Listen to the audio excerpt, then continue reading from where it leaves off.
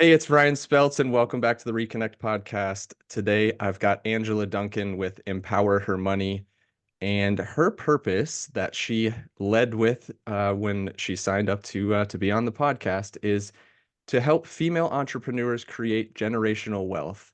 And so, Angela, I will ask you, where does that come from for you? Where does that passion and that purpose come from? Yeah, so I'm a survivor of childhood abuse and poverty. Moved around more times than I can count. And so for me, I always had a fascination with numbers and with money, and I really became a student to learn about money. And it wasn't until recently that I really think that I found my true purpose. I always thought it was, I just want to teach women about money. It's such a taboo topic, and a lot of women have difficulty even just learning some basic, simple financial terms. But when I wrote my book this past year, it really kind of stood out to me that if my mom had had better financial education, then I wouldn't have had the childhood that I had. I wouldn't have had to move as many times that we did. I wouldn't have to, live in Section 8 housing and welfare. And so learning about money would have been a great tool for her to help, us live a different lifestyle. And so I never want any woman to feel stuck or in a situation where she doesn't have money. And so she doesn't feel like she has a way out. So my purpose now is really to teach women about money so that they have this tool that can help them live a better lifestyle, whatever that means to them.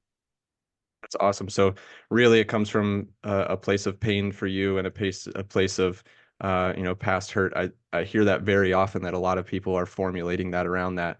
Now, when you say that you've just come into it, how did you, or just come into, what your true purpose is? How did you get to that place? Like not necessarily obviously the entire story of leading up to that, but when you're exploring that, what made you go, aha, that's the one? Yeah, so I was working on my second book a few months ago, and I had hired a coach to help me with the book. And we sat down one on one for a day. And so we were going through, and she was really great about digging deeper. She's like, why? Why this? Why that? And we talk about, like the 7 levels of going deep, right? When you're having questions like that and doing an interview. And I never really expected that from someone who's helping me to write a book. But really, if you want to make a book and you want to create a platform for people to kind of change their lives, if that's truly your intent, you need to know who your audience is. So, in order to figure out who your audience is, you need to know why you are doing this. And sometimes we can come up with excuses, like financial freedom or to get out of debt. But there's usually an emotion tied to that. There's something much deeper. And until you really question yourself and figure out what that why is, then how are you going to be able to help other people? So when we were doing this exercise, she kept asking why and why and why. And so we went through that exercise, and I was like, you know what? It's because of my childhood. It was because of the way that my mom chose to have our environment. And maybe if she had made a different choice, maybe if someone would have reached her and given her that financial education, then the pain that I endured as a child may not have happened. And while I can't change that, it does make me very empathetic to other people going through similar situations. But now I want to reach those people. I want to help change their lives so that you can break that poverty cycle and break that abuse cycle and just change their life and then generations in front of them. And what an incredible feeling to be able to help someone through that now that I understand. And so just going much deeper in your questions and challenging yourself, not just to take a surface level explanation, but to go deeper than that and figure out where's that true emotion tied to. Yeah, I think, and I don't know how many parents that you come across, but I'm sure there's quite a few, empowering women. Uh, when they're getting down to what their purpose is, their instant response is, "My children are my purpose." And, that's a hard one for us as coaches to kind of push through that. Like, okay, there's something deeper there. It's not just the kids, there's more. And I think, the way that you went that about that, we love the 7 layers at Reconnect. It's the 7 steps. It's so freeing when you recognize that there's something deeper there to work through. Um, how do you in your business, how does it show up, like where people are coming out the other side, and how are you changing them, or how do you transform those people? How are you helping them to do that? Yeah, so a couple different ways. I teach about money, so I want to make this information as easily accessible as possible. So Empower Her Money is a podcast, and podcasting, as you know, is free on many platforms. You can go to Spotify for free, you can go to YouTube for free. So how can I create incredibly simple, basic information for women to learn about money in a way in which they can receive it, either audio or video, but they don't have to spend money for it. So it's kind of like you're getting rid of that excuse. Oh, I don't have money. I can't learn. I can't go to a webinar or pay for classes or a mentor. Well, I'm challenging you because now I'm giving it to you for free. And all it takes for you to take action. If you truly want to make change in your life, it's up to you. You have to take action in order to do that. So a lot of my information comes across on podcasting. I do speaking events as well. And I love to do activities during speaking events because then you're engaging the audience and you're giving them action items to leave with that day. So it's just a matter of kind of picking a different platforms in order to deliver a message and really to be in my purpose, which is hoping to, change lives of women that are all around me. Yeah, that's awesome. An awesome way to go about it as well. Obviously, podcasting it currently is a way for us to get a message out there that's just like this, where it's free to take in and free to listen to and able to be able to access the information, and what you do with the information on the other side is very much up to you. Um, so I want to ask you personally, what profoundly inspires you as a person outside of what you do for a living? Like what inspires you profoundly?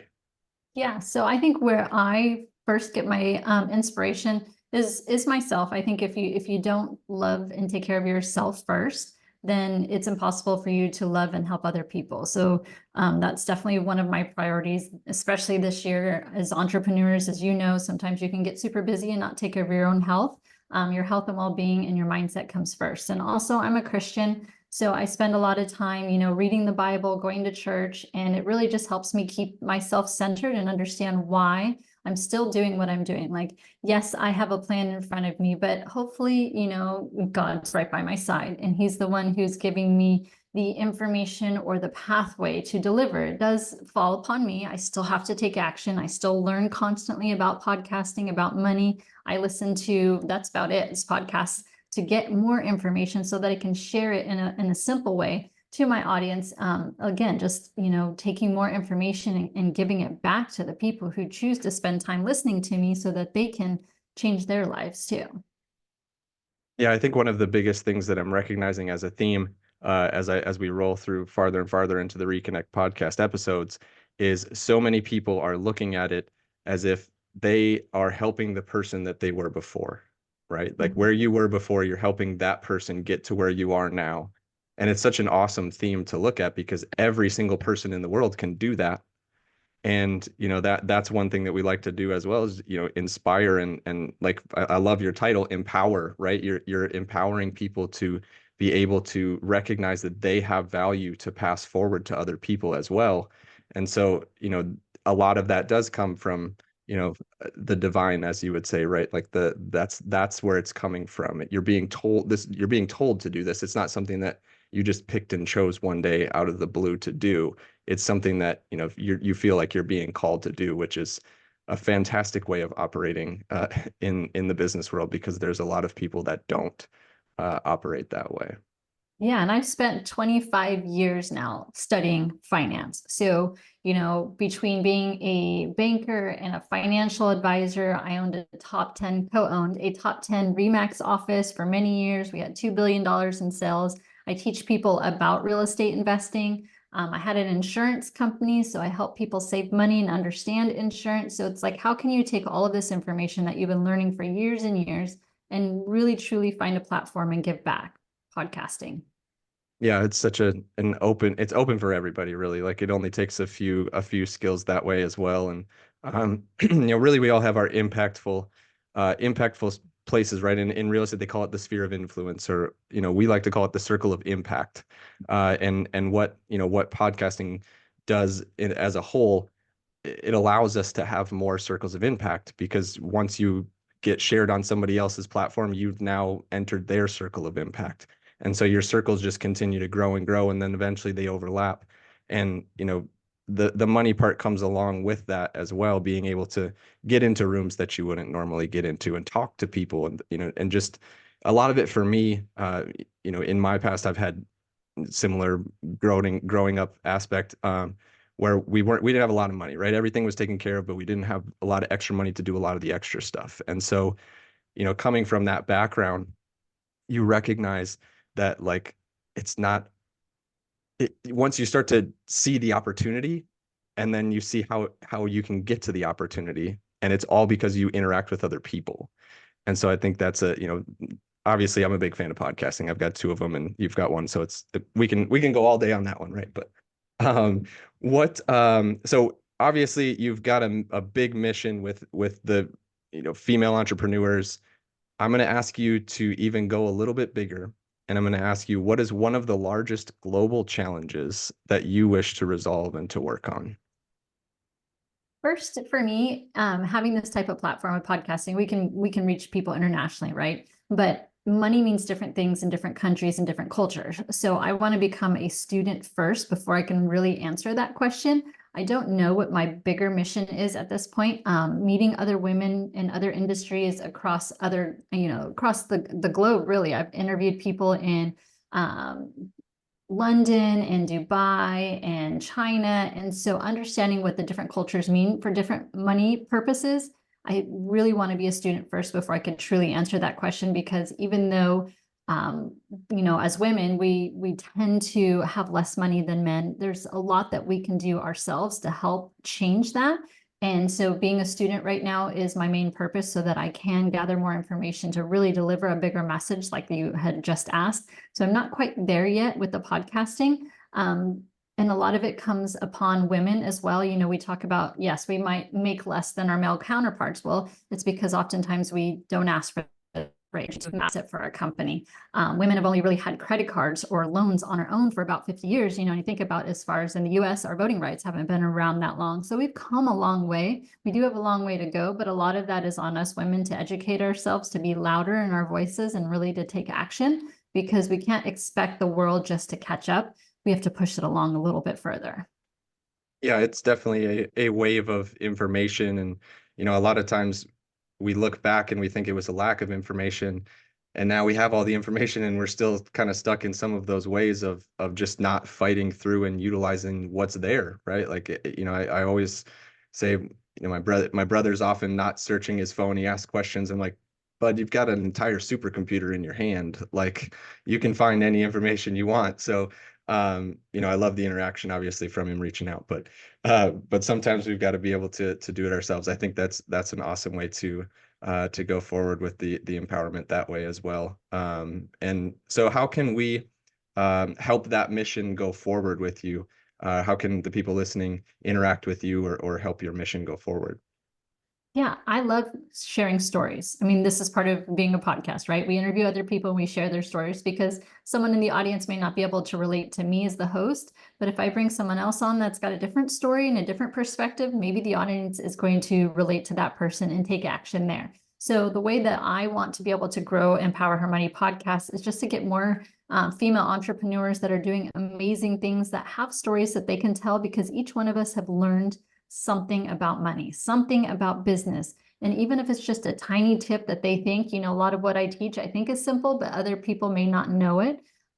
Sharing those stories is how we help change the world. Yeah, the stories thing, that's an amazing way I keep saying the word amazing, but I can't think of any other adjective right now. So that's the word for the day. But it's such an awesome way to portray something. And I've been recognizing this throughout all the messaging now that I'm recognizing and seeing, and maybe it's because of the podcasting piece and listening to more stories, I'm recognizing it more. But even in marketing, you're seeing these stories come out, and so, helping someone to generate their story on your podcast, I think anyone that doesn't take advantage of that opportunity is missing the boat, because a lot of times that's what we're doing, especially as people in real estate. We want to sell the house. Well, what does the house do for that person? What story does the house tell? And being able to formulate your own story first is the biggest key, because that's what separates you from the next agent or the next person in your profession. So yeah, the story thing for me, I love that. I think that is, I don't even want to say a word because it's going to come out amazing. But so, Angela, do you have anything that you would want to leave everyone with today, to wrap it up? Yeah, so a couple book recommendations. I just finished reading Wealth Habits by Candy Valentino. It really is a simple step-by-step book about money mindset, how to invest, where to invest, when to invest, especially as business owners. So that was an incredible book. And really just to control your day. It's the only thing we can control is like our attitude, right? So how I start my day and how I end my day is very intentional. So when I start my day, it's not on my phone, it's not on social media. I am outside, I am writing in my journal, I'm trying my best to be positive because it's not a natural thing for me. And I also end my day very similar. I don't have any, Hulu, Netflix, any of the subscriptions. I don't watch TV. But I do watch YouTube and I like to watch funny videos. It's good for me because then I end my day on a positive note. And the more you can be a positive person, the more people you are going to reach, because we don't like to listen to negative people. But when you have someone giving a positive message with a positive attitude, it's really kind of piques your curiosity. And so if you really do want to impact other people, work on yourself and your attitude first. Be that positive person so that you can get people to listen.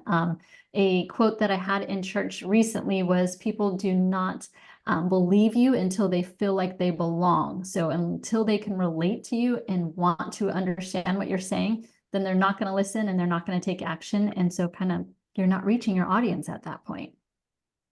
I love it. I appreciate you ending the podcast with that. I want to say thanks for listening to everybody, and we'll talk to you soon.